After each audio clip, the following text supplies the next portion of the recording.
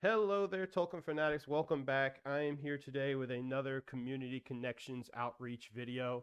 So I've spoken with Mike Parker, I've spoken with Josh Parrish and Richie Sanders, and I've spoken with Lee Ward. And I'm actually going to go ahead and double dip into the Nashville area crew, which is where Lee is from. And today I have Kevin Clausius and Evan Zacovic with me. So, hey guys, how's it going? Hey. Oh, it's going good. Doing great. Awesome. So these guys are honestly, Josh and Richie are new, but these two, well, I guess Kevin, you kind of played before, if I remember right. But Evan has really just started this year, so I'm really looking at some, fresh meat freshmen, as the saying goes, when it comes to the gameplay. Me. Yeah. So take it away, guys. I have no preference who wants to go first. You guys can yell over each other, so as far as I'm concerned. But tell us about yourselves, a little bit of background. I don't know, gaming wise, history wise, whatever you want to tell. Just talk to the crowd. We can just go alphabetically. Kevin, go ahead. Yeah, there you go. Well, my name's Kevin. Hi, Kevin. So I live in Nashville now, obviously, because I'm part of the Nashville group. I started playing the game back in Return of the King time. So what was that, like 2004 or something? Yep, end of 2003, beginning of 2004. Yeah. So I played it back then. Were you alive back then? Even come on now, don't lie to me. I was born in '90. Really? I'm old. Yeah, I'm older than I look. So. I'll be darned. Yeah. I'll redact my statement. You're actually older than me. This is the first. Not by much. Oh yeah, brother. Old people united. But yeah, so I played back in the day with some friends, and we would go to Games Workshop a couple times a week, and we were there so often that like I was pretty much an unpaid employee, like basically a slave for Lord of the Rings events. So like I would run battle companies or like big scenarios. So like I ran a Siege of Minas Tirith event at the store one time, and I'm like 14. No so yeah, yeah, right. It was fun and everything like that, but then grew up. Everybody I played with, like we went to different colleges, and I just kind of like fell off with the hobby. Started doing other stuff in college. I mean, still always loved Lord of the Rings, read the books, watch the movies, do all that stuff, but just I got away from the hobby. And then while Evan and me were deployed this past year, we were sitting in the tower one day, and I forgot what brought it up, but we were just talking about Lord of the Rings stuff, and then we both just kind of started talking about, oh yeah, used to either collect the models or play games and blah blah blah. One thing led to another, and like we were bored staring out in the sand, and we both decided that when we got back home that we would start playing again. So we just kind of went all out when we got home. Like I ordered the Pelennor Fields off the website, and we split that. We got the books, started just spending God knows how much money buying different armies and paints and supplies and everything like that. More than you ever want to admit to yourself, but not enough. Exactly. So yeah, I mean, I was part of the Cool Springs, which is the local Games Workshop store, Facebook page, and like Evan and me would play like every Saturday over at my house, and I was like, you know what, I'm gonna see if more people play this. So I put a message on there, and everybody was just like, no, this is 40K and AOS. And I was like, well, that's lame. Yeah. And then one dude, Christian Randall, he sent me a private message. He's like, hey dude, like we have a big group, contact Austin Featherstone. So I was like, all right, bet. So I sent Austin a message, and it was actually right before Lee Ward's Fantasy Fellowship, like a week before it. So I jumped in on that, and I sent Evan a message. I was like, hey, you want to play Lord of the Rings? He's like, yeah, I mean, I thought that was the plan anyway. I was like, no, with new people. Blew his mind. We went to the tournament. It was wonderful. We finished like what, 8th and 10th or something. Out of 10. It was big And last. yeah, out of 10. Yeah. And haven't really looked back since. So really only play good armies. I have evil armies, but I only really play good armies. So like Minas Tirith, Rohan, what was it, last weekend, 2 weekends ago, whenever Adam's tournament was. I had Army of Thror, and I actually podiumed during that one. So that was my first podium. Hell yeah. So Good job. thank you. But yeah, that's pretty much my backstory with it. So I have a feeling I know who came in 8th and who came in 10th. Yeah. Yeah. Was it a certain Yeah, Chump in the East that came in 10th? It was. Yeah. Yeah. There's actually a pretty funny story. When I say my piece, I'll tell you about that because that was actually pretty funny. Well, go for it. Kevin, what you got? Anything else you want to add on there, Kevin? Good's better than evil. I'll Go. die on that hill. I like evil and I agree with that. Tell me something I don't know. You just don't like your low courage value. Don't lie. That's got a lot to do with it. Oh well. All right. So I am Evan. You may have heard of me. I am one Chump in the East. I've got a podcast about generally nonsense, but it's nonsense as it pertains to the game. And the reason that I call myself the Chump in the East is because I'm not real good. So I generally go to tournaments and just lose. Yeah, that's what he says. It was one time. At one tournament in particular where I just happened to be, there. And in charge, also. A blind squirrel's right twice a day. Exactly. Or in my case, once a day. I mean, I like a blind squirrel even finds a nut now and then. I prefer a blind squirrel is right twice a day because I know that that's wrong. That's not the saying, and I prefer it. Yeah, that's why I said it. It's two of them mixed together. I Yes. figured as much. I was like, wait, So watches that are wrong all the days. Yeah, exactly. So I'm part of the Nashville group. Obviously, I live in Nashville also. And so basically what happened was Kevin already explained some of this. He had played previously, and I had never played, but one thing I had done, I had some of the magazines when I was a kid. And like the Games Workshop magazines that had like the models and all the display boards and all the stuff in it. And I thought it was awesome. And I told my dad, I was like, hey, I want some of these. And he was like, okay, cool. And then he bought them, and neither of us knew that they came like in sprues, not painted. So I was like, oh wow, these look nothing like the pictures. So basically what happened was my dad cut them out, put them together for me, like a pack of Urukai and a pack of, I couldn't even tell you what the other one was. And basically just glued them together. They never got primed. They never got painted. I never had the books. I never played the game properly. I just basically took them and made them fight each other somehow. I couldn't even tell you how I did it. And that until this year was my entire hobby history. I had some of them and I just made them punch each other in the face. And that was about it. So we were on our deployment in the Middle East last year and we started talking about it.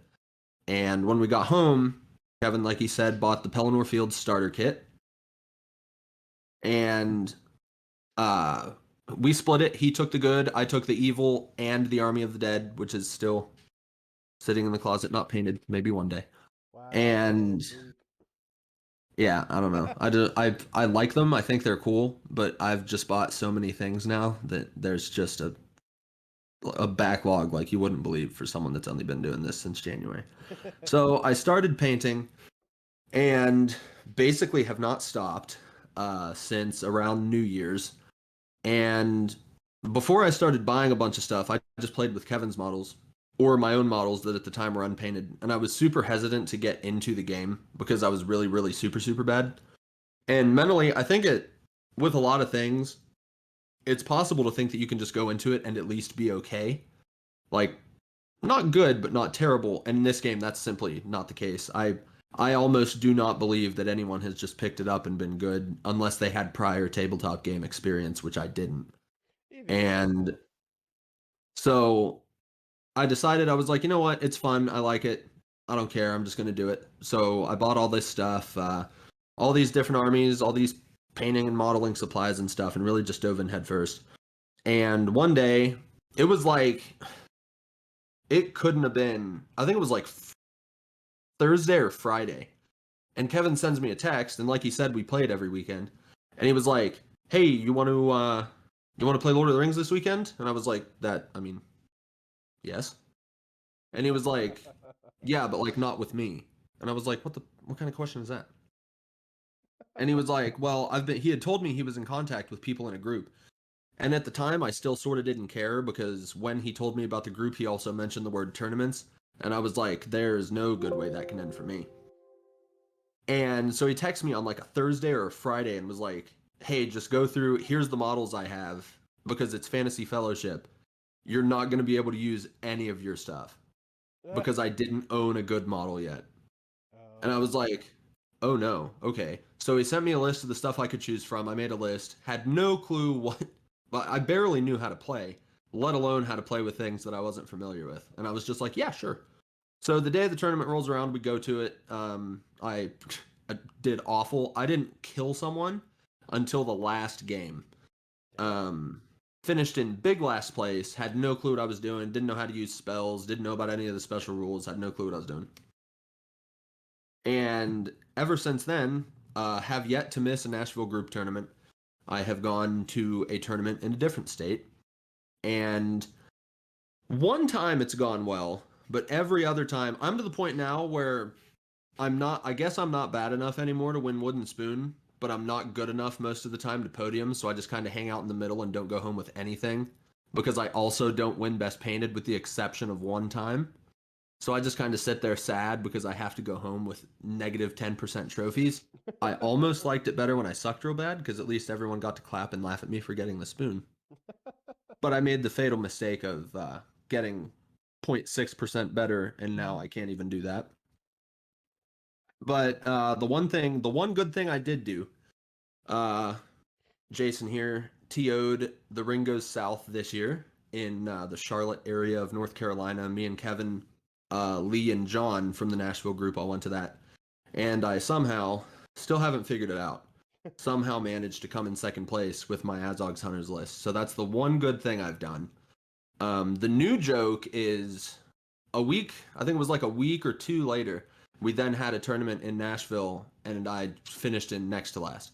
So the joke now is that I can only win at the big ones because I have yet to do a thing at any of our tournaments in Nashville. So Hey, you're just it's keeping your skills under wrap at those little ones, so when you go to these big ones, you can just be like, boom, balls out, here I go, let's do this.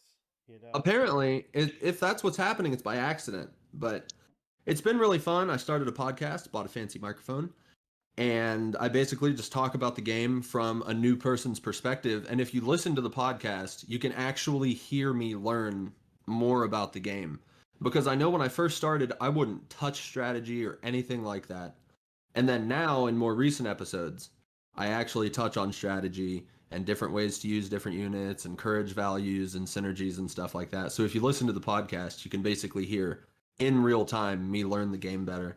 But I think it's a good thing for the community, especially in the US, because like there's a handful of podcasts and stuff, but there's nothing anywhere near as big as say like the Green Dragon that they have in Australia. And that's, I think, there's plenty of people in the US that play it, but I think the biggest issue is not having a big enough community of people that know. I'm sure there's plenty of people that are willing to travel for tournaments. Like Greg came up to North Carolina from Texas. Like people are willing to do it. It's just a matter of them knowing where tournaments are, where the different communities are, and all the different stuff they can go to. So that's kind of what I was getting at with the podcast. That and letting new players know, basically, homie, you're going to be bad and you're going to be real upset. And then eventually that'll slow down a little bit and you might win some games. So it's been a super awesome couple months playing the game. I've painted tons of models. Some of them okay-ish, a handful of them well enough for me to show them in public. And I've started a podcast. I've met a ton of awesome people, both in our group and outside of our group. And it's been a really cool experience so far. I'd agree. I think we have a good community here in the U.S. The problem is we're in the U.S. It's freaking huge. I would dare say we probably have as many folks playing here as they do in the U.K. But I mean, the U.K. is smaller than Alaska, so Yeah, they're getting around is a lot. It's nothing for them to be able to travel from the north end of the island to the south in a to go day. to a tournament. Yeah, Yeah, where here it's Greg came up from Texas like you said, and he came for two reasons. One, to play in the event, and two, to pick my brain on how to run one since he and his group are getting back together after all this lockdown shutdown, and they're putting on an event at Millennium Con in November in I don't remember where it's at in Texas. I want to say not San Antonio. It's somewhere in Texas that they're doing it, and Round Rock, Texas. I just searched it, and they don't have a lot of tournament organizing experience amongst them. So he came and picked my brain as much as he could, which I was glad to help out. But that is one thing about us. Like we're losing Austin Featherstone because of work, so he had to move to Texas, mm-hmm, which it's bad for us because we're losing both an awesome person and an awesome TO and stuff like that, a good friend. But at the same time, he just started up a group in College Station that is now going to have someone who knows how to TO. yep, Those dudes can figure it out from him. People, like, if there's more people in Greg's group that want to learn from someone really good, they're not going to have to come all the way up here. They can just go to College Station, learn how to TO, and that, as much as it sucks that we're losing Austin, for the community, it's like a really good thing. yeah. Well, he did a great job with y'all's community. I was there at the basically the birth of your community 3 years ago, at the end of 2018, when the first March on Music City occurred, and there was literally 10 folks there, two of them being the the TO and his brother who ended up playing because there was an odd number, who didn't really know the game that much, but he was a good sport about it and a cool guy to hang out with and chat with. So it's amazing how far your guys' group has grown in literally 2 years and 6 months. Yeah, So and it's on top of that, we all got to see what Austin does, learn from him, and see all the cool tournaments and stuff. yep, And there's no doubt in my mind. I know Adam Hamby's tournament a couple weeks ago. Oh, it was absolutely incredible, and it was the first time he'd ever TO'd, and you wouldn't have known that it was the first time he TO'd. He did great. Questions that needed answered got answered properly. The prize support was insane. The trophies he made were nuts. And that's just it's losing Austin sucks, but because of the community that he cultivated here, it's not sink or swim. Like we're gonna be okay. yeah, that's true. Yeah. Y'all are in good space. Adams was awesome, and it kind of gives me hope because that was his first one, and I'm doing my first one. So I'm going to be talking with Adam probably a lot before, be like, "Yo, this is what did you do your first time around to make sure like it went so smoothly?" Yeah. I can tell you, just double and triple check everything. That's really all you can do.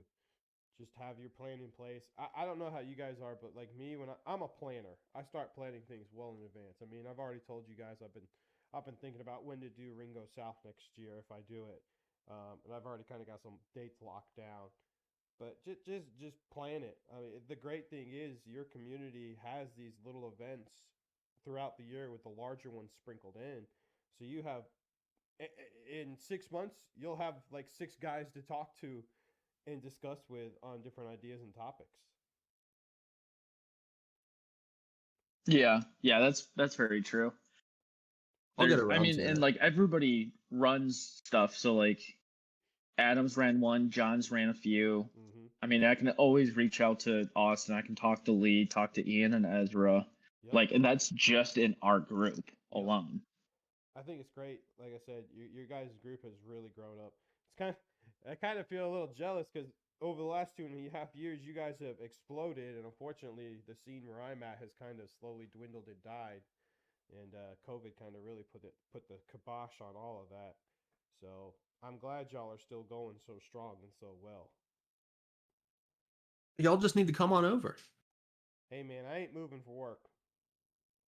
I got a house. I can't pick up 8 acres in a house and move it, unfortunately. I know John was throwing around the idea of having like a tournament where forgot what he called it, but it was like a brawl between the Nashville and Atlanta group. And we were talking like possibly like neutral ground in Chattanooga because it's like in the middle of Nashville and Atlanta. Yeah. We should think of something with you guys and like maybe meet up in like Knoxville, or else like hell we could even pitch in and get like a cabin and have like a battle in the woods or something, like do something like a Mirkwood or Fangorn themey thing and like we'll just throw the down woods right in the somewhere. middle of I-40. Right in the middle of I-40. Yeah. We're going through the mountains. I mean, there's enough construction and traffic, so traffic will be like it'll be a standstill anyway. We can definitely get like 6 or 7 games in. There you go. Easily. And we can keep people entertained while they're not being able to move anywhere due to how crappy the North Carolina and Tennessee traffic is. The good old I-40 tournament. No, literally, it's on the side of I-40. Good on one side, evil on the other. Winners in the middle. Dice will fly. Cars will honk. People will scream. And the nerds will unite. Literally on the side of I-40. Look at this. We've already figured it out. Let's make it happen. Rings Go South 2022 is going to be on the middle of I-40. I say it now. There we go. Let's just not do it in the summer. Hot. Really? But I like the summer. It's an advantage for us guys over here near the lake who have all the humidity. I'm going to be mad enough because I'm losing. I don't want the temperature to make it worse. He says he's losing, but he came here and got second place. Yeah. I'll believe it when I do it again. I'm not going to lie. You guys had a great showing. I was really proud of how good you guys from Nashville did. I know Lee is probably going to listen to this and sit there and shake his head and go, what the hell are you talking about? I got wooden spoon. But you guys came and y'all won something in the raffle. For the most part, y'all took away several prizes because Lee got best display board and what's his name? John Billy got best painted evil army. Evan, you got second. Kevin, I think you won a couple of the prizes from the raffles. So overall, it was a very good showing for you Nashville guys. Yeah, I think we took half the trophies because wasn't there 8? Yeah. When we all went up to our room afterward to record the episode of your podcast for like the recap. Yeah. The 4 of us were sitting around joking. We're like, Nashville took 4 of the like trophies. Yep. And then like half of the raffle prizes. Yep. Yeah. We just came in and stole all y'all's stuff. That's what we did. Hey, it's not my stuff, man. I gave it away. Excuse me. I gave it away freely. That's the whole point of being a TO. God dang, I'm dying over here. That's the whole point of being a TO. You get it, you gather it all up, and then you give it to other people. I will say there was a buy-in for the tournament, so I guess we didn't steal anything. We paid for it, sort of. Well, yeah. You paid for the room, 2 of your raffle tickets, and I think about $4 or $5. No, how many people do we have? So we had 24, I think. Yeah, 24 people showed up. So the room was covered when we hit 20. Yeah. Most of the prize support came out of my pocket, but I always usually give everybody 2 or 3 raffle tickets just for signing up. That way everybody has a little bit of a chance to get something. Yeah. Okay, I recant my statement. I helped pay for the room we played in. That's my piece. There you go. I'm pleased with that. I'll take it. I thought it was a pretty good room. I think I actually had a pretty good setup this time. Usually I set those tables up. You can ask Lee. I set them up lengthwise, but this time I tried with that whole circle thing, and it seemed like we had a lot more room than we usually do. It went very well. I wasn't bumping into anybody. That's the thing that was happening last time. I had them just in rows. People kept backing into each other, and I just once you start putting those big 4-foot boards on the table. Even though you have the table spaced out, there just wasn't a lot of room. And I was like, you know what? Let's try this whole box formation this time, and it seemed like it worked out pretty well. I think it worked. if I use that area, that venue again, I'll definitely have to do that again. So, well, let's talk about the hobby and something that I think we all can agree near and dear. We've already figured out, Evan, you love evil. Kevin, you love good. Hello. So, what is your favorite army? Evan, you want to go first on this one? Yeah, we can alternate now. Okay. So I so there I was just waiting for the alphabetical thing again, so but I'm cool with switching. So my favorite army is gonna have to be the one that I got a sweet, sweet taste of victory with, and that is Azog's Hunters. It's versatile enough that you have some options. You've got cavalry, you've got good infantry, you've got if you have just the standalone fell wargs, you have, the ability to have some fell sight, try to get some nasty traps. They still have 10-inch movement, so you can use them to grab objectives. Yep. Lower level heroes that are all pretty good. And then you have the two big scaries, which you honestly don't need, but it's good to have. So I'm a really big fan of that one. The base units are incredible. I love the Hunter Orcs when my dice are nice to me. Hunter Orcs on days that your dice are good to you are wonderful. Hunter Orcs on days that your dice are like, I hope you like threes, it's not great. Because D4, it's not the worst thing ever. It's pretty good, but at the same time, depending on what you're playing against, there's a pretty good chance if they lose combats, they're going to get eaten alive, Yeah. which makes their fight 3 kind of rough.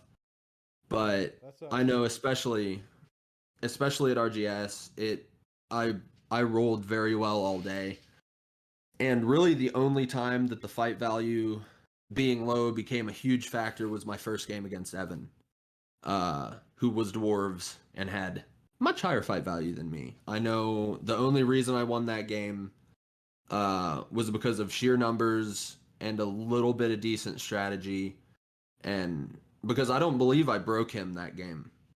I don't think I did. I know I broke my last 2 opponents, but I don't think I broke him. But that was really the only game where the fight value, I could have broken him, but he just really, really, really liked rolling 6s. And then at that point, it doesn't matter what I roll, he wins because of the fight value. Yeah, The second and third game, doesn't look it like was you broke them, because I'm looking at your score on my ski, and it says you got 8 VPs for that, which would make sense if you had 4 objectives. Because I know you said you didn't wound his leader, which of course that's not going to happen against Iron Hills and Army of Thor Yeah. very often. So yeah. Bolg did kill Dane though, so I'm happy about that. Oh wow. But yeah, that was a thing that happened. But that's definitely my favorite right now. It's just super versatile. You can do a bunch with it, and I have done one good thing with it. So what I own the most of though is definitely Mordor. I have a ton of Mordor, but I don't know. I got bit by the Azog's Hunters bug, so that's what I've got bumping right now. Guys, we're looking at doing a big event next year. A group of us, we sat down and talked after Ringo South, and we were actually talking about potentially using Hunter Works at that event because of how well not only yourself but Jacob Hall did too. Yeah. First and second were Hunter's Orcs lists, and I agree. You guys both played a very similar list. You had Bolg as your leader, then you had all the support heroes, and then, like you said, a few fell wargs for running around, plus some mounted guys. Lots of bows, even if they're not doing a lot. Just the fact that you can get 50% bows is very scary to your enemy. Yeah. And then high numbers.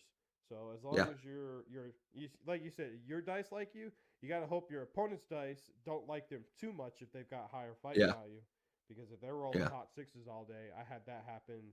The same weekend you guys were doing Adam's event, I was in Atlantic City doing an event, and I had Fight 3 Dunland, and I was getting shat on by Fight 4 fiefdoms, and it was just like, well, there's nothing I can do. He keeps rolling 6s, so Yeah, the Hunter Works are definitely good for my play style too. yeah, they're Because too, I think. I'm like really, really, really aggressive, and I want to be in combat as soon as possible. Mm-hmm. And they're definitely good for that because if you sit too far away from people, especially if they have bows, they're going to shoot you to death. Right. You can't kill people if you're not in combat with them. So your hunter orcs having 2 attacks on foot isn't going to do anything for you if you're not in combat. Right. And I'm a real big fan of getting into combat with higher numbers, getting traps, wrapping around people's back, and slaughtering them. And that is definitely a strength of that army. So it's definitely a thing that I found the thing that fits my playstyle. Well, But that's it's the cool really thing too. It's like as a new player, I mean, again, you just started this year. Is once you find the army that fits your play style, you can look at similar armies that have similar play styles and branch out from there if you want, or just stick with one and perfect it and make it your baby. You know, make yeah. that your trump card whenever you go into an event. It's like, okay, I need to do good this time because I need to show some face, and it's like I'm bringing out this army. So Yeah. It's a thing I feel like it can be really, really easy to misuse at first. But once you've played with it a couple times and you know what you can and can't do, then problem solved. You'll be okay. yeah, that's half the battle. So, all right, Kevin, what you got for us? I'm thinking it's a good army. No, never. It's Woses. Shocker. Really? No. I was just saying, I wouldn't be surprised. I am curious, just as like a gimmick army for like a 300 point, like one of those low point tournaments where you just play a whole bunch of games in one day, just doing that to be ridiculous. There, um, unfortunately, but with the new rules, their points got way pointed up under the old rule section before 2018 rule book came out. When they were like 5 or 6 points, I can't remember. They were ridiculously underpointed for what they could do. And there were a lot of people who played Woes Elves and took them to events, especially in New England. And well, not New England, in England. And they did very well over there. They were placing high. We're talking people like Jamie Giblin and stuff like that. So, yeah. If it weren't for the fact they're like 9 points a model now. yeah, which is as much as Warriors Ministers with a shield and a spear. Yeah. Oh. um, but my favorite, I will always revert back to them. They're my go-to list if I don't feel like building a new army is Ministers, because King Elisar is that dude. That Um, dude. Barmir is that dude. So like Nice. at higher points ones, like I don't have to worry about, it's kind of like the Azog and Bolg thing. Like you're always going to have a hard hitting general Right. to be leading your army. So it's just like, okay, I got the hero done, unless like I want to go for like a thematic kind of thing. But like if I'm making something that I consider competitive for my play style, where I like, not cheesy list, but like, army list. It's like, okay, I can still get that heavy hitter in there, and then throw in a bunch of, tin cans with some Fount guards, Citadel guards, maybe some knights here and there. Mm-hmm. There's just a lot of diversity. You can play it however you want. Yep. So like for NashCon coming up, I have 4 lists that I'm throwing around, and No choice. 2 of them there. are what's that? No hard choices there. 4 different lists. Yeah. Yeah. Well, 2 of them, like one is my typical Ministerius, where it's just like what I was just describing. It's a whole bunch of tin buckets and then some guards, and then I have another one that I'm kind of throwing around with a all cavalry alliance with Rohan, because Nice. I mean I'm still new to the cavalry game, but I did all right. I mean I was middle of the pack. That first game really screwed me at Ringo South, but I was like, I you know avenged what, you. Cavalry, you're going to be outnumbered all the time, but if you can get those priorities, like you're going to be killing fast.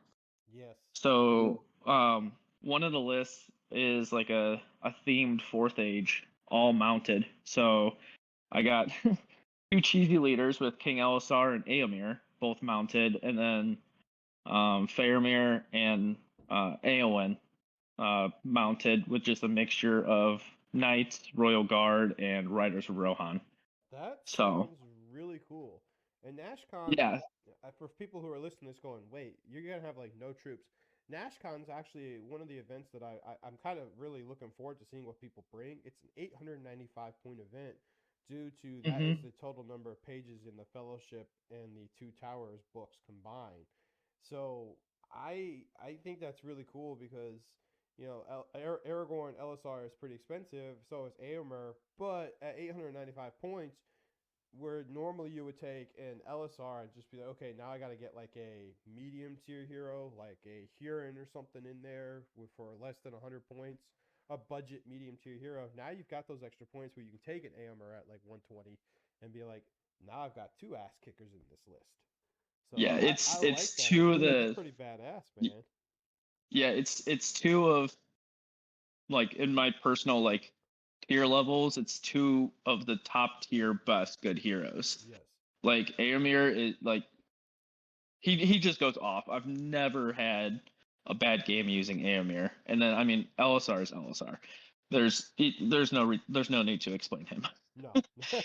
Well, you Um say that, but I've tried him out in a couple games. Not very often do I play him because I actually am more of a Boromir fan myself. And okay. every time, the two times I've used Aragorn, he has failed me miserably. Aomer, on the other Oh side, no. never fails me. So I am totally on board with that. um but the other I mean I've recently got real big into Rohan, which you saw at your tournament. Yep. And then like I said, Army of Thror I'm just getting into, and I mean I just kind of got them just as a goofy list because I just like how they look. Like the Grimhammers are awesome. So like at Adam's tournament, my army was 100% Grimhammers. Nice. Um, That's a lot of throwing and arrows. then oh buddy, yeah, the first game it was kind of funny because there was more good than evil. So when Adam was like drawing for the first round, um, he was like, okay, the first round or like he's gonna draw two good players first to put them up against each other, and he drew my name. And he's like, okay, Kevin's playing Army of Thror with all Grimhammers. Drew another name, and he drew Ezra, who is playing Cause of Doom. So the very first battle was just dwarf on dwarf violence, Oh, and king like strife. everybody's game was over. And it was what, like 2 hours and 15 minutes. So at like the 2 hour mark, like everybody is like, because we were separated in different rooms, like Yeah. everybody's either coming into our room or like looking through the doorway. Everybody's games are over, and Ezra and me are just having a slugfest of these dwarves going against each other. We call those games the games where you kick each other in the shin. You've both got high defense. You both got high strength. So you're both wounding each other on sixes. Yeah, it was absolutely insane. It was one of the fun, like the game progressed slow because there wasn't a whole lot of dying, but it made you think more about how you're going to be moving everybody around to Yep. try to, instead of like just pairing off a bunch of one-on-ones, you may want to maneuver, you may want to extend a little bit further out so you can get that 2-on-1 and like trap the corners Yep. or the trap the flanks so you can slowly like whittle your way in. And that's actually what I did to Ezra to finally like get the edge with like a turn and a half left.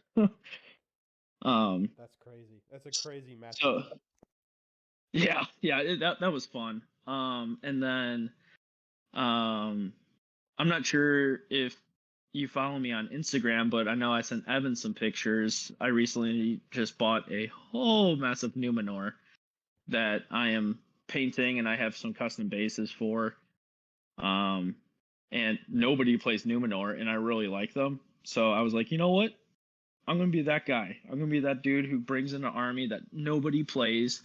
And if I get the wooden spoon, I get the wooden spoon. But it's an army that nobody sees anymore. So So I think it's funny you say that. At the event I did in February, I had two guys playing Last Alliance with Numenor being the primary component of okay.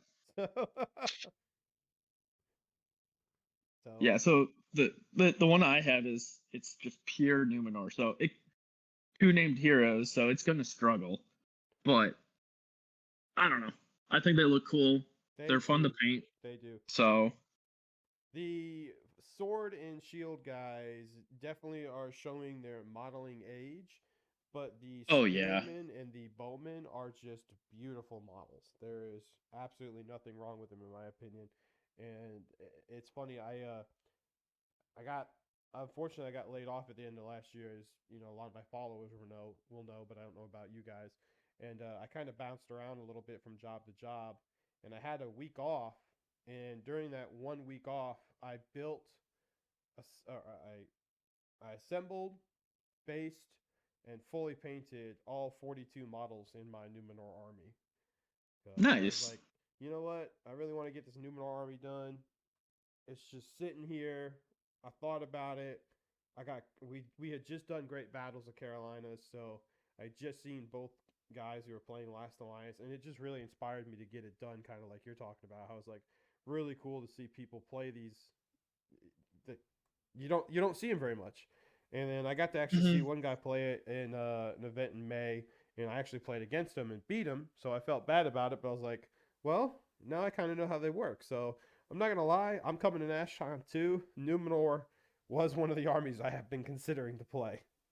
Oh, nice. So we might roll in there. Might be two of us playing Numenor. I'm still not sure. I got an evil army on the burner that I'm looking at, like, and it's a dirty evil army that nobody's really gonna like. Really, you're playing that? It's nothing really competitive. It's more scary than you think, because I've already run some like simulation test games against myself and just been like, well, if I play this scenario, I can win. If I play any of the other 17, I'm gonna get my ass kicked. So, Hmm. but Is it done? is it what? Is it Dunlin with a whole bunch of warriors and Huskarls? No, but I just took Dunlin to Atlantic City and won one scenario and lost two. So, Oh, okay. but yeah, I don't think I have 895 points worth of Dunlin, to be honest. It's hard because like their cavalry, you're spending what, 12 like points. $35 on two? Yeah, So, and then the Huskarls, they come in what, packs of two or three, three. and then the Warriors are $65 for 12 of them. Yeah. So it's expensive. Well, I've got a butt ton of warriors because I actually before they revamped Dunlin, I think it was beginning of last year or the end of 2019. Whenever they revamped Dunlin, uh, I already had 18 Dunlin warriors in the blister packs that they used to sell. Um, the blister packs of three, and I had like 6 or 7 of them. So I had anywhere from like 18 to 21 of them. I don't remember how many. And then my friend, Joe, he ran Dunlin in his Isengard list before Dunlin got their own army, and he's like, you know what, Isengard, I'm never gonna play Dunlin in this current edition because they're just not as good. It's just better to play Isengard pure with the army bonus. So he gave them to me. So I've got a whole bunch on, like, almost, I want to say 30 warriors with shields. Wow. Yeah.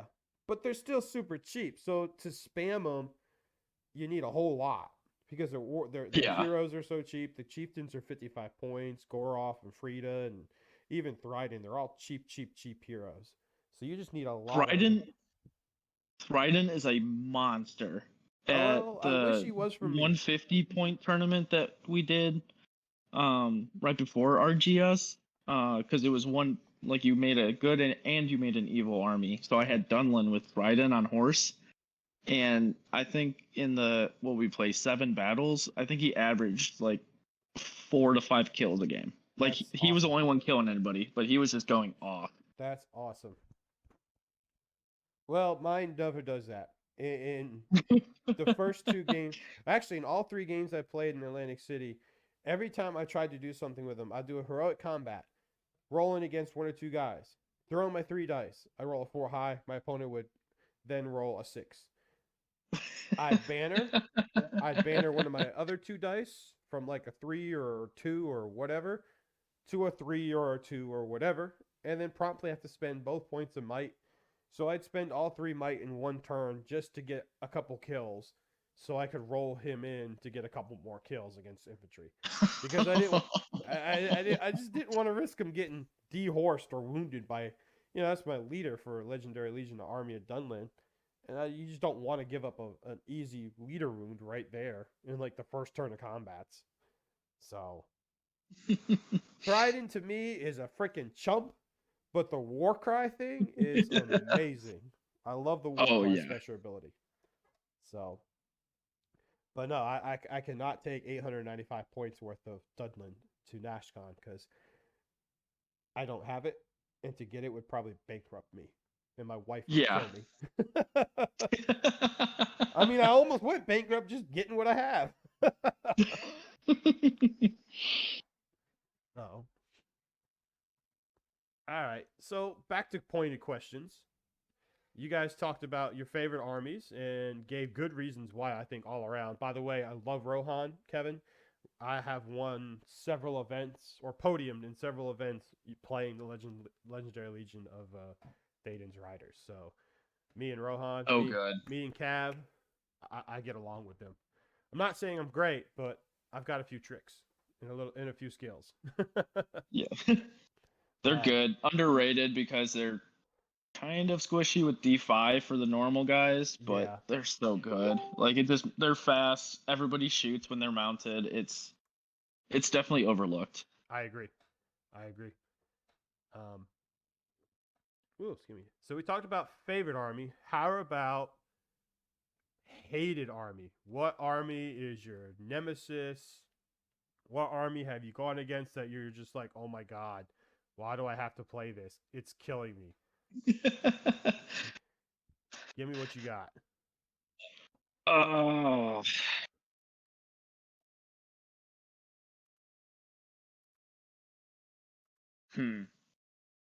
I got to think about this one for a second. Evan, do you got one? Nope. I need a minute. Did you walk away? Nope. Well, I'll tell you mine. While we're thinking.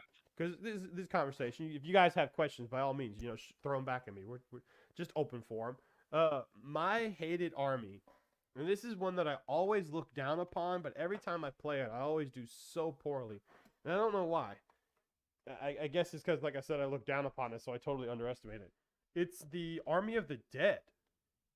In particular, that new Legendary Legion. What is it? Oh, the Return of the King one? Yeah.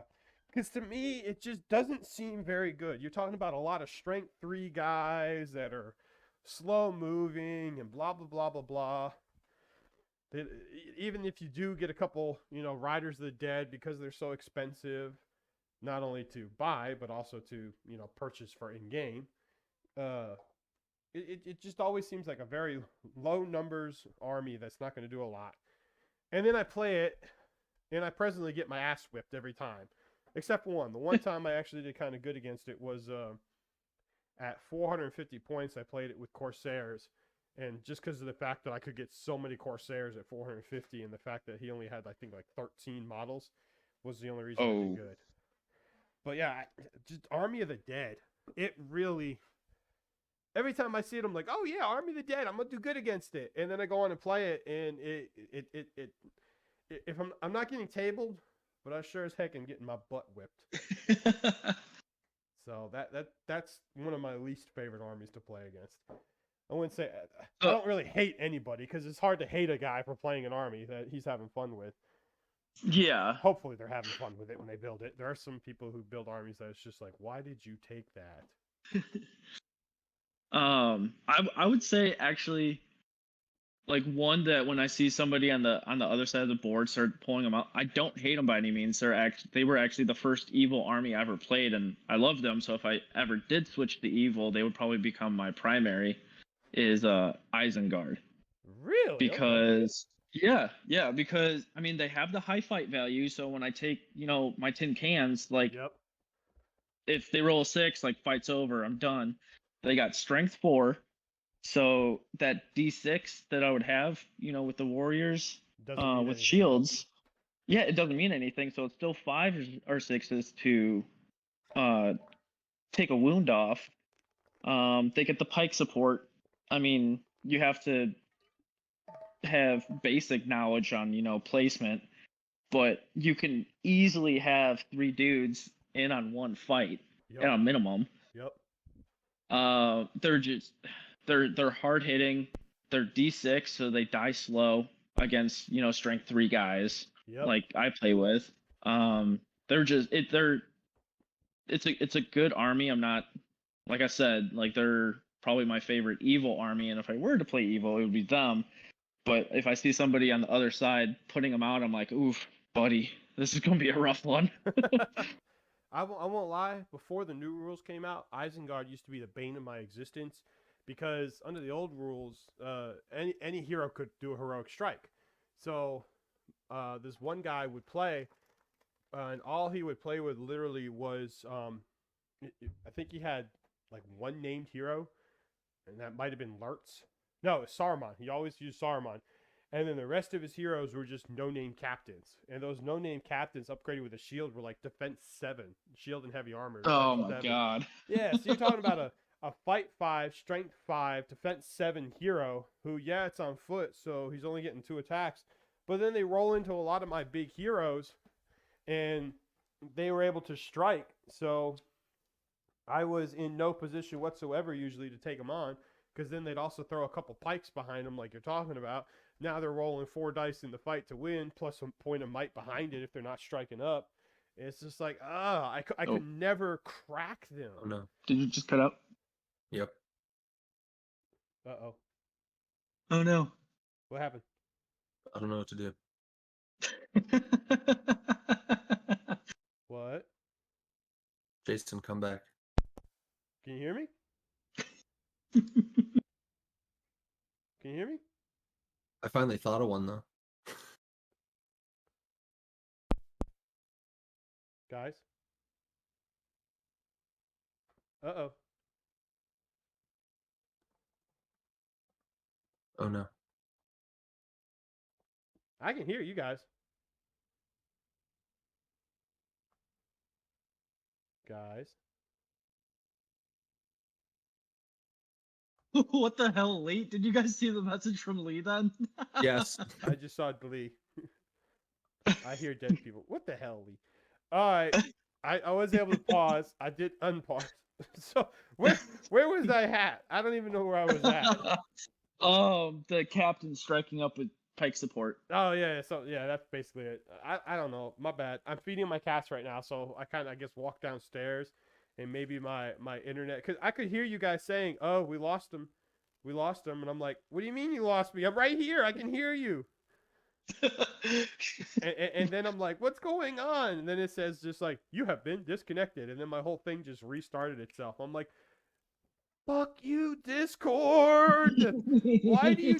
I will say this: my internet is pretty crappy. Like we were joking earlier about moving out west. I do live out in the woods, so sometimes I think it happened when I was recording with Evan for his podcast. By the way, if you're not subscribed, go subscribe. Chump in the East, Spotify, and Apple.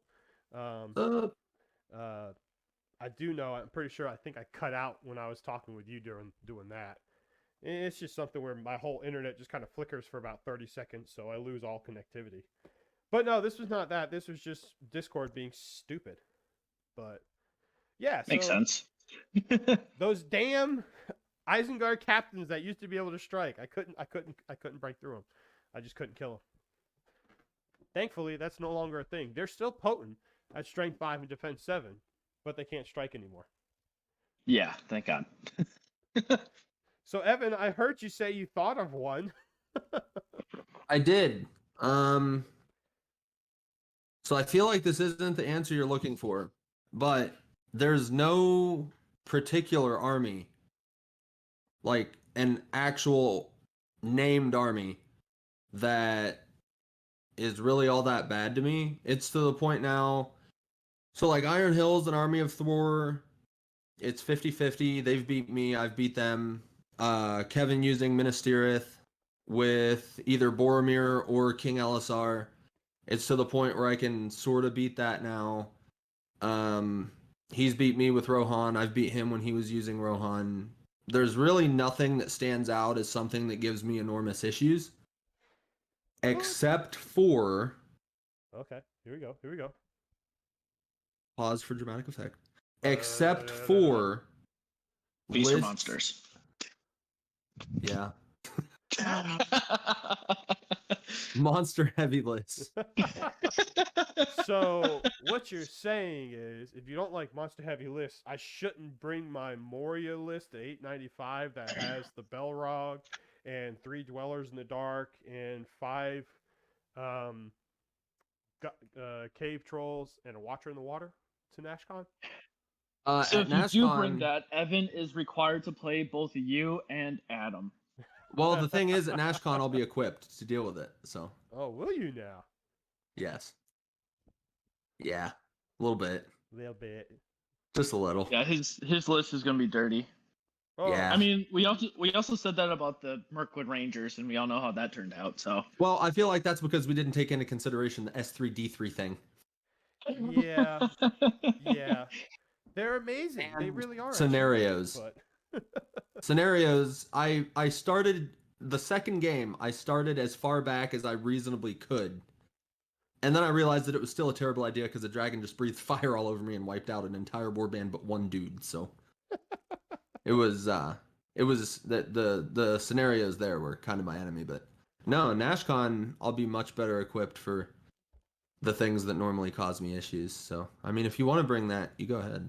oh, I feel like you're not going to be playing Azog's Hunters then. I feel like you're going to be playing something else. That would be correct. Oh, but where's the repeat with Azog's Hunters? So it's basically Azog's Hunters, but with one major difference. You got Azog. No, no, Azog's Legion. no. I give up. The rhymes Necromancer of with- Dol Guldur. Oh Yeah, I was gonna say, it rhymes with the we talked about Necromancer. this. Why am I not? Why am I an idiot? Why am I It rhymes with the Necromancer because it is the Necromancer. Well, you know what? I'm Yeah. not too worried about it because you can only take 1 wound from me per turn with Chill Soul. So you can take your 3 or 4 turns to kill my 1 beastie guy. I will still be fine. I'm telling you what, y'all make me mad. I'll take out some Hunterworks and put Bolg in that list too. That's what I told you to do. Just be a giant poop Weenie? bag. Yeah. No, I'd rather not. I like my list how it is. The Wraiths and the little baby Bolg, Keeper of the Dungeon, and the Hunterworks. It should be fun. Hey, I like to keep in the dungeon. The only problem I have with them, which is why I've never tried them, is for Assassination or Fog of War, he's got no fate. So he's an easy target to get killed for those scenarios. Yeah, But that'll be okay. he is That's not the model I'm concerned about. So he is what? Strength 5 with strength 3 5 attacks. D6, Yeah, 3 attacks too. burly. Yeah. Two-handed weapon, I think. Yep. Yeah. He's a great troop killer. I think he's got 3 points of might too, doesn't he? Yeah. Yeah, he's a great troop muncher. You just go in there Yes. and just nom nom nom nom. And after 2 kills, he rerolls 1s, or after 1 kill he rerolls 1s. Oh. It's either 1 or 2. I think it's 2. After 3 kills, he causes terror, and then Oh. after 5 kills, he rerolls all failed wound rolls. Oh, so he's kind of got a little bit. Well, yeah, that's right. They gave him the whole little mini Bolg thing because originally Yeah, baby he Bolg. was supposed to. Yeah, he was supposed to originally have been Bolg. He is baby Bolg because he was Bolg. Exactly. Yeah. I don't know. But yeah, that's basically I the like thing that that I one don't succeed much against is monster heavy lists generally because I don't have any magic. right. I normally have now an okay amount of shooting, so that solves it a little bit, but not really because they're normally High strength defense, 2 yeah. bows. And my models are generally courage 2. So Yeah. Yeah, that'll do it for you, my friend. That'll do it. That courage Yeah. too. That's the real kicker. Let's be honest. yeah, it's awful. That's funny. Sort of. Sort of. So, favorite army, least favorite army. How about favorite individual model? I think I kind of have an idea. I mean, Kevin, you've already talked about liking Aragorn and Boromir. And then Oh, Evan, yeah. you've talked about liking Hunter Orcs. So I wouldn't be surprised if Mine will surprise you. Oh, okay. Well, let's see what Yeah. you got. So my favorite model in the range, without question, it's not even. I had hoped you were going to ask me this just because this would require the least amount of thinking. Thranduil on Elk. Fair enough. Fair enough. And you like him because of how well you painted yours. That's got a little bit to do with it. Only a Well, little. So is it a combination of the fact that he's not only a badass profile, but also a badass paint job and model to paint? Not even. Yeah, he's a badass model, but it's mostly just aesthetics. Like Okay. that's a gorgeous sculpt. That's not my Fair. favorite model to play with though. Fair. My favorite model to play with is, and this is probably one you saw coming, Bolg. Hey, I love Bolg. But yeah, Thranduil, one of our guys is actually looking at practicing with Thranduil's Halls. Joe. He took Thranduil's Halls to the Great Battle of Carolinas I did in February at 1,000 points. And he actually won the little local event I did here in October of last year using Thranduil's Halls comboed with Iron Hills. So he likes running Thranduil around on the elk with Dane on his pig. It's very thematic and very aesthetically pleasing when you see. Oh, both you'd of kill those people guys. with that too. Oh Yeah. yeah, oh yeah. It's a monster. Yeah, that's a lot of dead bodies. Oh yeah. And then Bolg for me, he kind of never really fails. So I have yet to have Bolg do bad outside of like just the scenario not being ideal. Other than that, he's Yeah. just a monster. Oh, my dog's screaming. The only time I had one bad incident with Bolg, and even then it wasn't really all bad, but it was I don't even remember what the scenario was, but I was playing Ruffians, and I want to say maybe it was Lords of Battle potentially. Maybe I don't know. I can't remember. I remember it was a close game, but unfortunately, Ruffians has a crap ton of bows in it because they're so cheap, the models. And so you can get like 90 something models, and a third of them have bows. So you're talking usually somewhere from 25 to 30 bow shots. And then the guy who was playing it equipped everybody with whips. So in the first turn, when I was close enough, he shot into combat and shot my Bolg off his warg. And then I couldn't. Oh, man. Yeah. And then I couldn't win a priority to save my life or a heroic roll off. And so he kept just charging into Bolg with one guy and then sitting with 10 guys around him and whipping into combat and killing that one guy in the shooting phase. So I couldn't kill anybody. So I think it was like a 6 or 7 turn game.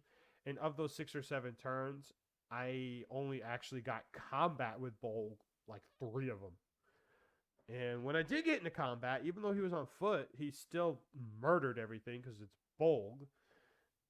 But yeah, that was my only one time he didn't do really great. Otherwise, My favorite. He just walks in and destroys. Yeah. My favorite thing to do is just power slide him sideways into like 4 models. Yes. Just take all their heads off. Yes, and that you could do that 2 turns in a row, and boom, you're almost at that mighty hero mark. Yes. Yeah. Yeah, I've done that too. I've done that. Yeah, I'm done that against real big, Isengard. real big fan of that guy. All right, Kevin, what you got? Favorite model? It could, if you got multiple ones, one could be for aesthetics, one can be for play. What you got? I mean, I think everybody knows overall is Aragorn, like all the different versions. He is hands down my favorite, but I'll kind of branch away, so I'm not just saying him constantly. Hey, there's absolutely nothing wrong with that. I do have to say, there's a book named after him, for Pete's sake. Return of the King. One of my new favorites is actually probably gonna be a underrated one, but Dernhelm. Yes. Yes. Because she's incredibly cheap for what she can do. I mean, you get the crazy rule where if Theoden dies, she kind of just hovers, which sucks. Yes. But as long as she can stay mounted, like she's still a low defense, but she'll be on par with the rest of the army. Got throwing spears with Mary on there. She'll have 3 attacks. Yep. Just do what you can. Like she has horse lord and expert rider. So if your horse does get shot, go ahead and use some fate so you can stay mounted. And then she's got strike, and she's fight 5 anyway. So if you run into like 5's pretty good, but if you run into like any of the heavy hitting enemies, just go ahead, burn 1 of your points of might. You have enough as that character to strike up to win that fight. To at least, if you got support with you already, you can possibly kill that big hero with her, or you win the fight, maybe do a wound or 2, and then the next turn you can get all of your little buddies to come swarming in with you. Yep. And then with Mary, you get the resistant magic because of the Hobbit. So that's the biggest thing with that too, because it's a great, because the combined profiles of 3, 3, 4 when it comes to might, will, and fate. Yeah, they can only use their might and will and fate for each or for the individual models. But Mary's point of might I always use for a movement, and then you've got 2 points of might with Eowyn to call strikes in combat. So yeah. And then like you said, 3 attacks is amazing. 4 on the charge. Yeah. Oh! Yeah, she's my favorite. And she's my favorite. And she's super cheap. Like that character. Yep. Like I think the only thing you can buy for her is throwing spears. Yes. But she still tops out at 75 points. Yeah. I think it's 80 with the throwing spears. 80? Okay. Yeah. But yeah, I mean that's still super cheap for everything for what that she getting, can do. Yes, I agree. And she's definitely become a staple in any Rohan army I have, because it's a good minor hero to throw in.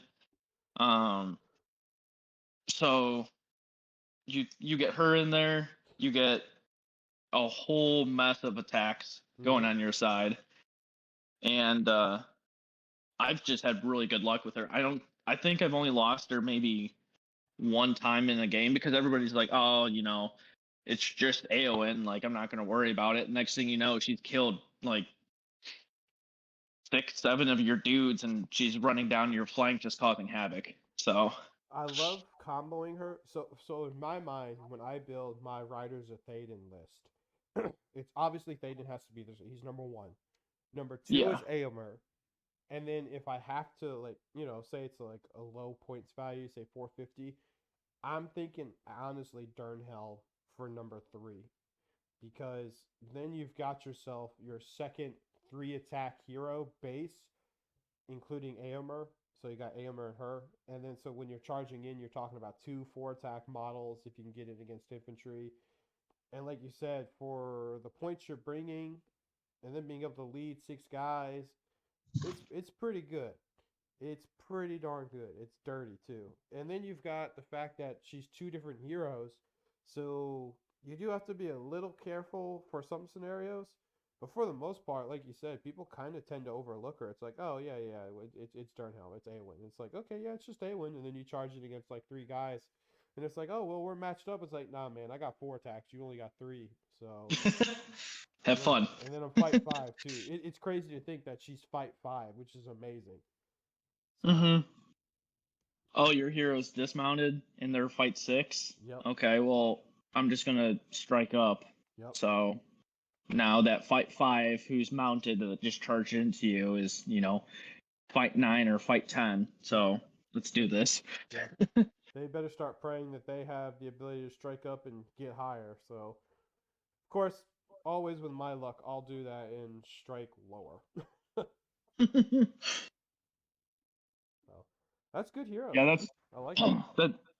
She's also pretty fun to paint. So, but with that list that I'm considering for NashCon, like, just running around with her also in there with Aragorn and Éomer. I mean, Faramir is just kind of there. I like Faramir, so I tend to throw him into my Minas Tirith list as like a mid-tier hero. Well, But the fact that you like gotta have it. Aragorn and Éomer are there, like they're like, if you do not concentrate on those two, they're gonna eat you alive. So while you're, sending your heavy hitters against both of them, she'll just be causing havoc everywhere else. Yeah. Well, and you're talking about you have 3 heroes with 3 attacks base, and then you have to have Faramir naturally. If you're talking about a 4th age list, Éomer and or not Éomer, Faramir and Éowyn were married, so come on now. You gotta give the man his woman. Mm-hmm. Yep. That was the rationale behind it, because I was like, how can I have this kind of fit with the lore? And I was like, well, Faramir and Éowyn were married, and I was thinking, I was like, well, I have Imrahil and Éomer because Éomer married Imrahil's daughter, but I was like, nah, I want Alisar. Yeah. Well, and Aragorn and Éomer were fast friends. I mean, Yeah, if you go yeah. from Tolkien's true lore, they fought together side by side at the Battle of Helm's Deep, and then they met each other upon the fields of Pelennor after Aragorn rode in, and they actually Mm-hmm. took the time to plant their swords in the dust and shake hands and be like, well, we meet again on the fields of battle. So, yeah, I mean they're bros. The only thing you're missing is Oh. Arwen. Yeah, right. I'll just throw her in randomly on horse Randomly. too. I mean that doesn't kill any sort of RV synergy at all, but why not? I'm going for theme here. I like it. Hey, if you don't get best themed with that, I don't know who would honestly have a better best themed army. Now that I'm sitting and thinking about it, there's plenty of themes out there, but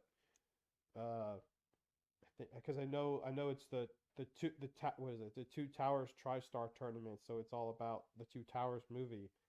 I'm not sure Yeah. if Austin's going to do it for best theme like I do, where the army has to be from the theme of the event, or if he's just looking at overall general. But that's a really thematic army right there.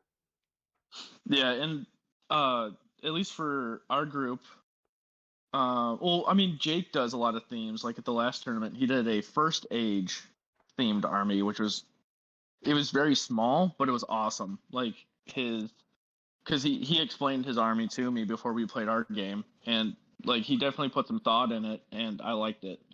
Um, but besides that, I mean, for the most, like Lee definitely Oh he yeah. thinks about a theme for all of his armies. Yep.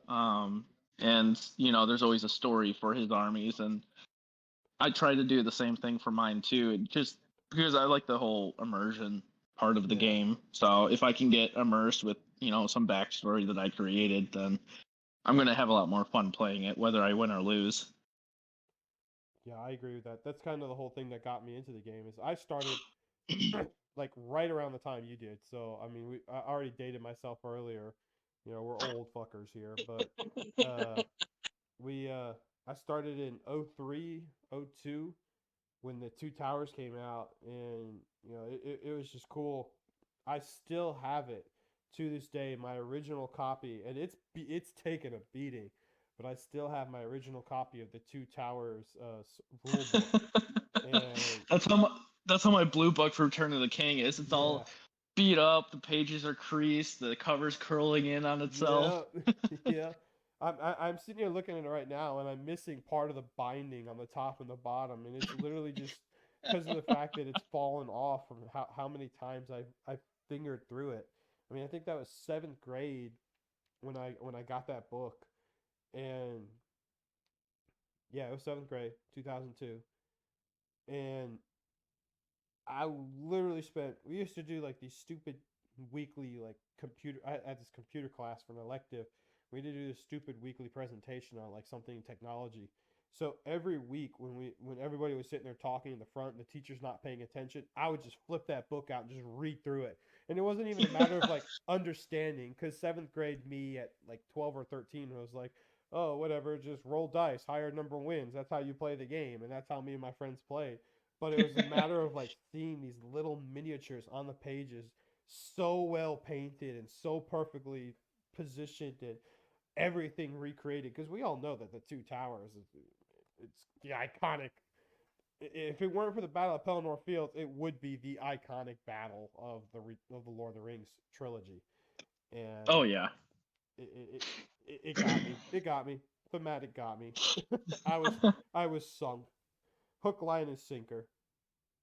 I do have to say, I mean, this is kind of going off rails now, but with the Go whole for it. old special rules and stuff like that, I do miss just the crazy stuff that people, because there wasn't any war bands or anything like that. Like you didn't have to have, you know, this hero can lead 12 guys or whatever. You could just, Play if with you had whatever it, you wanted. and you just throw them on the board. Yep. So you had some ridiculous things going on, and there's like a whole bunch of, you know, people at Games Workshop at the time, and people were just putting weird army combinations down. You're like, this doesn't make any sense. Yep. Yep. Well, it's funny because me and my friend did that. Like my friend that got me into it, his dad was like, he's a dungeon master for D&D. He was our chess master in middle school in 7th grade, and yeah, he was all into the tabletop gaming and stuff. Like stuff that as a kid is like I didn't understand it, and it was just like, what is he talking about? But he went to like one of those local game stores, and he came home one day with the original, like I think the original box set of Goblins and Last Alliance and stuff like that. And I was just like, oh, that's so cool. And of course, I had to get elves because I was, you know, a typical elven fanboy as a 7th grader. Just, oh, it's Haldir's elves, it's Haldir's elves. I'm a fanboy. So we would play, and I would have like because the only way you could get them was through that Last Alliance box set that came with the 8 warriors of Last Alliance and then 16 warriors of elves. And I'd have my 16 elves, 8 being swordsmen, 8 being spearmen, and whatever that added up to in points, my buddy would play the opposite and all goblins. So he vastly outnumbered me, and then we'd go get into combat, and we didn't know anything about pairing off combats or stuff like that. We would literally just like throw each other into combat and be like, all right, here we go. We've got like my 20 guys are in base contact with your 10 guys, so I'm throwing 20 dice and you're throwing 10 dice, and you better not roll any sixes because you got the higher fight. We understood fight value, because if you throw 1-6, you automatically win, and then I throw 1-6. Back when I could actually roll sixes, and it'd be like, all right, now what do I wound you on? 5s. Throw my 10 dice. Look at that, I got 4 5s. So 4 of your guys are dead. Just rinse and repeat that for hours on end. No strategy, no rules, knowing or understanding at all. Just literally, just like you said, clomping them together. Just chaos. Yeah, but it was fun. It was fun.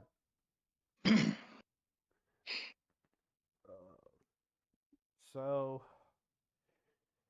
oh, what do you guys got in the works? Do you have any plans for armies down the road? Evan, you want to go? I went first last time. You did? Okay. Yeah. So for I have a few things I got kind of down the in the works. Yeah, you mentioned Numenor. I knew that. Yeah. So I'm building Numenor. I'm getting burnt out on Riders of Rohan. I love Rohan, but God, are they a pain in the ass to assemble 60 mounted units. So I kind of do them in batches. Yeah, I can understand that. So I gotta finish them. I gotta finish my army of Thror. I have like one more sprue of Grimhammers before like every single one is done. Numenor, and then the Champions of Erebor. So I was gonna do them, and then possibly because I have Dane and Thorin the Third also. I ordered those when they new became ones, available. nice. Yeah. So if the Iron Hills dwarves actually ever stay in stock down the line, they're always got like I'll go on and check and they'll be in stock. I'm like, okay, cool. Like I'm not gonna buy anything though because I have like No money. yeah, and like 100 models to assemble, prime, and paint. So I'll probably do them down the road too, and then I'm looking to build some boards from scratch. Like I have like a mat, and then I bought some 1x1 and 2x2 like prefab boards that Yeah. they're already like the terrain's already down on them, and then I have like hills and trees and rocks and all that good stuff. But like my big terrain project is building Osgiliath. So like I want to build that from scratch. And actually at Adam's tournament, he had a raffle also. And he reached out to God, I can't remember what the shop is. It was some guy who does 3D printing. Got the And the card. guy, huh? I'll go grab the business card. I can tell you what it is. Yeah, I have no idea where mine's at. But he donated, I think Adam said like $250 worth of scenery to us. Damn. For price Yeah, support like or he for using the boards? price support. Damn, that's awesome. So yeah, like he hooked us up. So I'm gonna be using. I won 2 raffles. So I won the bridge of Osgiliath. That was one of the pieces, and then I won some like building ruins, scattered terrain. But after I get like kind of a blueprint down for the board, I was gonna check out his shop and order up some more. But yeah, that's gonna be a lengthy process, but I'm hoping to have that board completed. I mean, maybe before NashCon if we need some if we need some more tables thrown in there. But definitely for my tournament in September, I want to have that board done. That's a what do you call it? Aggressive goal, because I will say, as someone who's made boards, it seems like an easy job, or an easy, or let's say not easy. It sounds like a great idea, and something you'll be able to knock out in a few weeks, until you start it, and then all the things start going wrong, and it's just like, well, I'm this broke, or I'm out of this glue, or I'm out of this paint, or oh shoot, I ran out of this basing. It's just like Yeah. it goes from being like one of those things where it's like, yeah, this is fun, to oh my god, why is everything going wrong? Yeah, it's just like I have like a basic idea of what I'm gonna do and everything like that, and then like I'll go online to like order like the foam for the boards, and then like I kind of want to have them a little bit sturdier, so like a thin foam with like maybe a wood base Yeah, underneath it. And then it's like, okay, well, I can't just have them all, one color. So I'm going to have to, mix and match paint, and yep, then get rubble and do this, do yep. that, make water effects. And then I'm just staring at my computer. I'm like, what have I done? And then I just get overwhelmed and shut my computer and walk away. So, did you I don't know if you did or not, but at Ringo South, did you play on the Rohan board I had? Either of the two the nice Rohan boards I had built? I played on um one of them. It was by the like the double doors going out onto the patio. Okay, yeah. The little With it had like the village set Yeah, up. okay. Yeah, the villa. Okay. So that one was the first board I ever created. And the thing I used for the base of that is honestly ceiling tiles from Lowe's. They're 2 foot Okay. by they're 2 foot by 2 foot ceiling tiles. And as they're like $8, so I get 10% off, veteran military, we get that. Mm-hmm. So you get there's your nice your base right there for your board for like $30, if that. And they're 2 foot by 2 foot, so you have a perfect 4 foot by 4 foot board when you put the 4 of them together. So I got those. I base sprayed the everything brown, and that's when I first ran into my first issue. As I started to try and paint it with the road and stuff, I realized that, oh hey, ceiling tiles are dusty, and they don't clean these things before they sell them. So my paint that I sprayed was literally smearing off in my hands. And I was like, well, crap. So I ended up having to like acetone wash the entire board because as I tried to wipe the dust off, I was just wiping the paint off. I was like, well, I got to start all over. So I acetone washed all of it thankfully, I did this one board at a time. So I only had one of them done. So I was able to go ahead and do the other three in that and clean them all off, then base sprayed them brown, then traced out my roads, traced out my pathways for the houses, painted it all on there, and then did the flocking. And you can tell which one of my board pieces I flocked first. Because when you look at it, there's three of them where the flock is nicely spread out, it's nicely scattered. You know, you can tell that it's definitely a village, an outpost type thing with some grass here or there. And then there's just that fourth one where it's chunky. It's just in little like it's spotty, it's chunky, it's not in very good places. And then if you look up under the barn that I hid, there's like barely any there.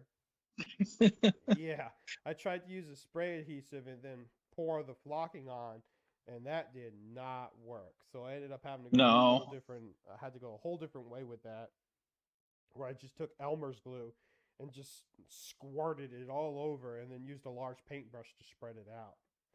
So Okay. yeah, that one worked out. That was my test one, and then the other one, I'm sure you saw it there. The one that had like the palisades on the corners. That that flocking stuff comes in. I'm holding the thing in my hand, and I'm trying to figure out how many ounces it is, and it doesn't say. Well, it comes in these little square tubs, and I bought 4, thinking 4 would be more than enough to cover it. Nope. And then after I finished 1 1/4 tile, I realized I needed about 16 more, and that they don't sell this stuff in stores because at the time it was lockdown. So I'm scouring eBay trying to find this stuff because I had to have it done by February for the Great Battle of Carolinas. So, Oh, God.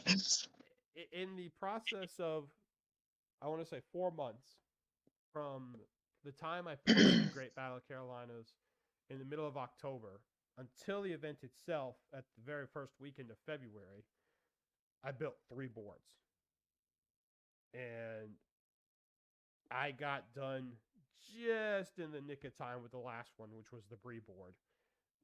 And I'm not even gonna lie, I was so stressed out because I was like, every time I was like, yeah, I'm gonna sit down and knock this out today. I'd put 20 minutes in and be like, shit, I need another of this. I need another of that. This is falling apart. Now I have to rethink my whole idea. Oh man. So I'm not saying this all to deter you. I'm just saying it all to prepare you for what you are getting yourself. Because I love the fact that people want to make boards. If it's not for the awesome boards, you can't get into the game. It's like you said, you can't immerse yourself in it. So Right. But be so yeah, prepared. it's gonna be a challenge. And then on top of all of that, I'm sure you've heard about the Battle of Helm's Deep event that we're running on Friday night also, right? Yep. I wish I could be there, but I don't have any time off of work, so I'll be driving up at that time. Okay. Yeah, I'll be getting to Nashville at about 11 p.m. that night. Oh, dang. But yeah, so Austin's getting everything all squared away, and he's like, hey, we have Isengard, but does anybody have, the good units that we could use for the event? Like, this is what we need. Yeah. And I was like, well, I have a crap ton of Rohan, and I got a bunch of Lorien elves and everything. So Austin sent the list of like what we need, and then I went into my foam case that has all my Rohan stuff in it, and then I was like, okay, I have a lot of it, and I looked over into my pile of shame with just all the all the Rohirrim that are just sitting there staring at me sadly because they're still on their sprues. And I was like, oh man, on top of having to assemble and paint like 50 something Numenorians, I now am helping Austin get this awesomely huge battle going. So I started talking to Evan and I was like, hey, so I need help. So yeah, I gave Evan some of my horses and riders because he's basically done with his army. I think there's only a couple things he has to do. And I was like, hey, I need help. Like, I know that like these dudes are my models and stuff like that, but it's it's for the greater good. So you're helping. Hey, but that's part of what that's what part of what the game is. The game is mostly built around fellowship. The majority of Yeah. people, I'm not going to say everybody because you always get those bad apples, but the majority of the people that you meet in this community in particular, I mean, Dan Keller from our group says it all the time. He says, we have the best community. I will 100% swear up and down on the Bible that that is true.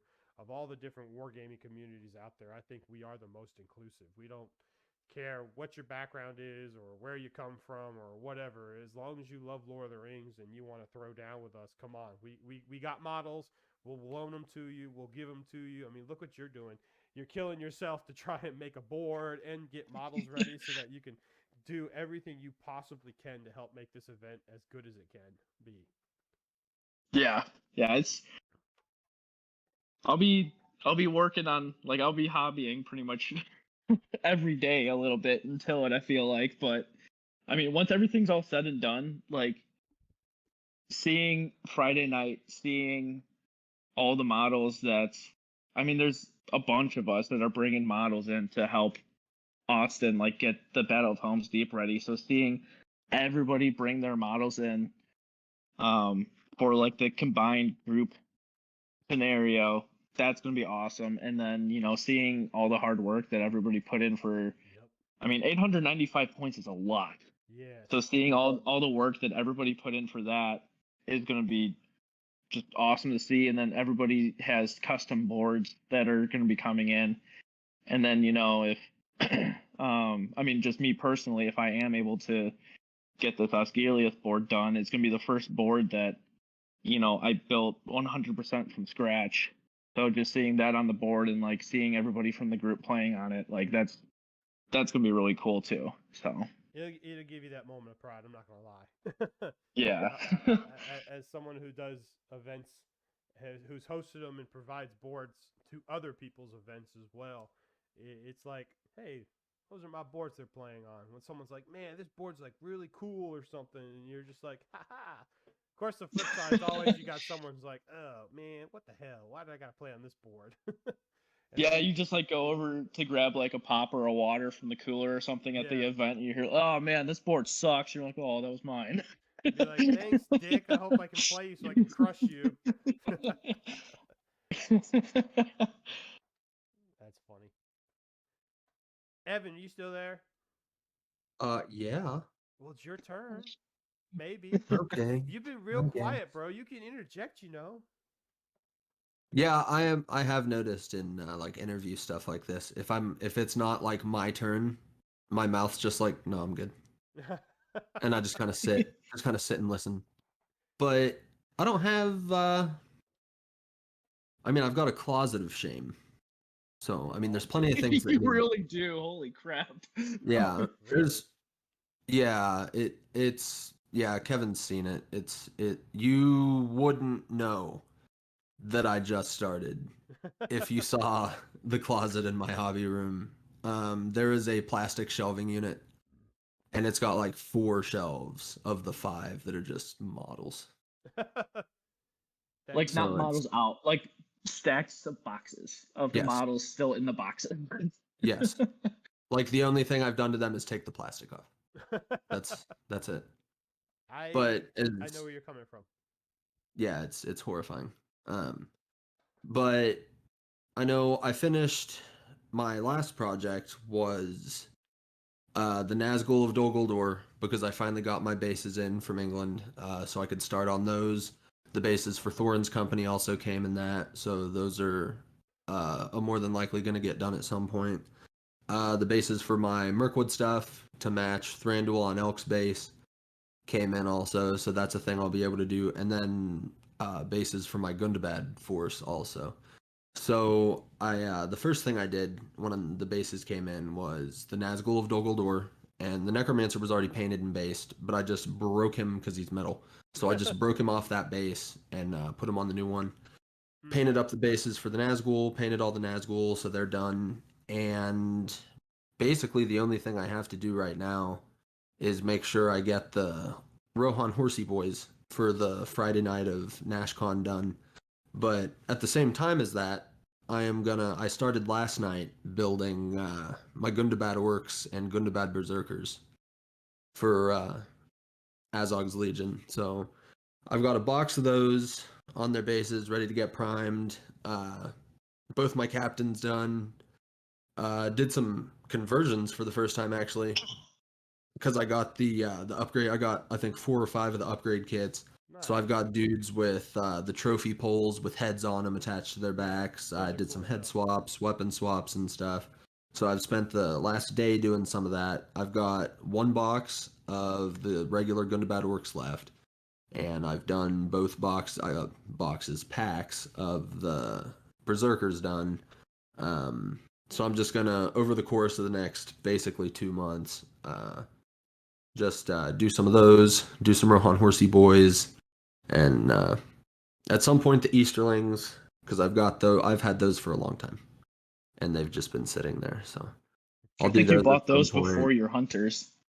Oh, 110%. I bought the Easterlings. That was one of the first things I bought. I did the same thing. I'm not gonna lie. I bought Easterlings. So my hiatus was kind of like yours, Kevin.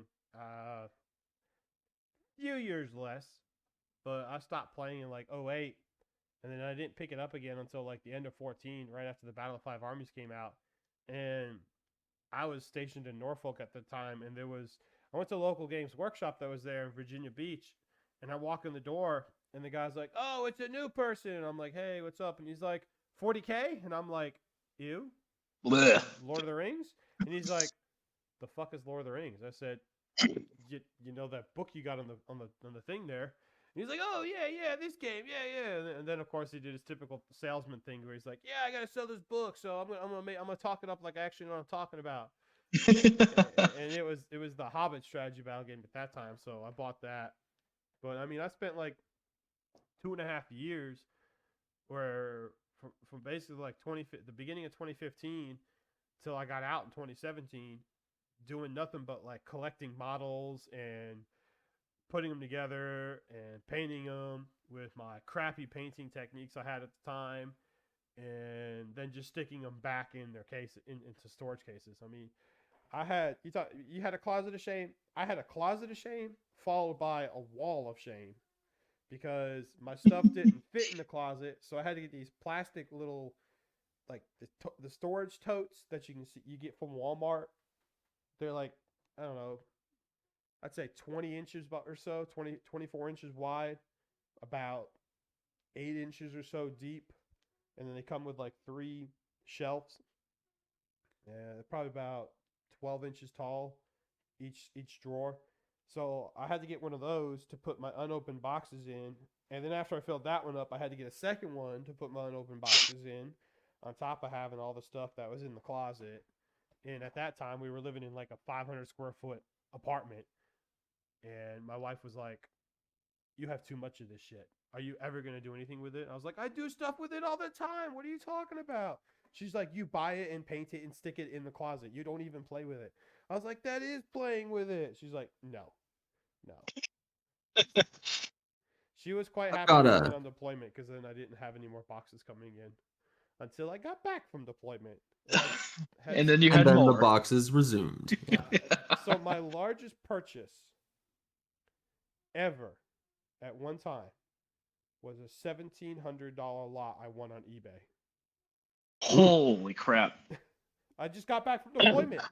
I had 15 grand in my pocket. What was $1,700? I was gonna say you had that deployment money ready to go. Oh yeah. I mean, I had the combat zone, the family separation pay, the hazardous duty pay, the tax-free zone. I mean, I was rolling in it. 6 months. Oh yeah, all the money. So of course I dropped $1,700, and then I was like, unfortunately, of course, it came to the apartment while I was back out to sea. And I told my wife, I was like, hey, there's a couple boxes. They're too big to leave at the door. They're at the local FedEx. Can you go pick them up? She's like, sure. So she picks them up and she messages me. And I get the message while I'm on my ship. And she's like, these boxes are huge. What do you got in there? I was like, she's like, and they're really heavy. I was like, oh, just some stuff. And then I get home and I open the boxes and I start pulling all the stuff out. And she's literally like, okay. And then I open the second box. I mean, these boxes were huge. I'm talking like 2 foot by 2 foot by 2 foot. Big old freaking boxes. I mean, I had Smaug. There was Mumox in there. The Escape from Goblin Town starter set. Multiple trolls, all kinds of boxes. I think I had like 4 sets of Warriors of Minas Tirith in there, like 2 sets of mounted Knights of Dol Amroth, like a crap ton of Hunter Orc sets, Warriors of Dale, Warriors, just everything. This guy literally was just like, yeah, I don't want this anymore, so we got rid of it. So I mean, the MSRP price on this stuff was like $2,600, and I was like, hey, I'm getting it for $1,700. That's a steal.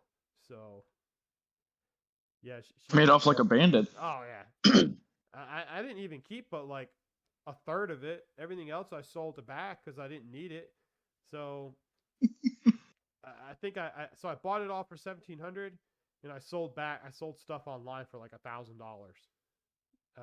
And a lot of the stuff that I sell is like things where people today they're like, why did you sell that? Like there were 2 Gulavars in the thing. Well, I sold both of them. Oh no! I didn't need it. I had a Gulavar.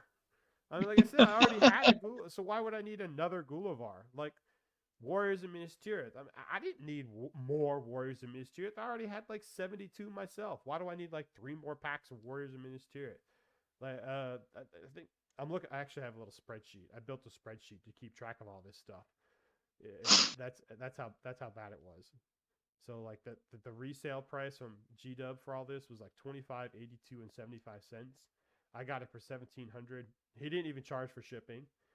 I kept $1,000 worth of stuff, and the things that I sold another $1,000 worth of stuff.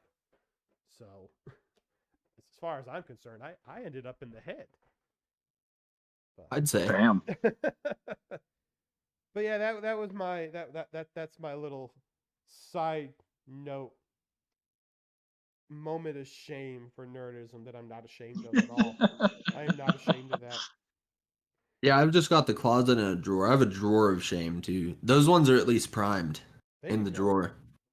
Their Thorn's Company is in there, Vrasku's in there, Saruman on a horse is in there, Thranduil on a horse is in there, Thranduil in pajamas is in there. There's like 8 Mordor orcs in there.